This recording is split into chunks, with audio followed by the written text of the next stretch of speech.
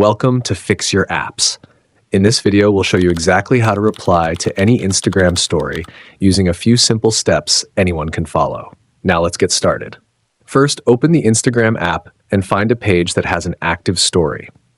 You'll usually see a colorful ring around the profile picture if they've posted one. Next, tap on the story you want to reply to. This will open the story in full screen so you can view it. At the bottom of the screen, you'll see a line that says Send Message. Tap on it to bring up the keyboard. Now type your custom reply or message in the box. It can be a comment, reaction, or anything you'd like to share. Once your message is ready, tap the small arrow button to send your reply directly to the person.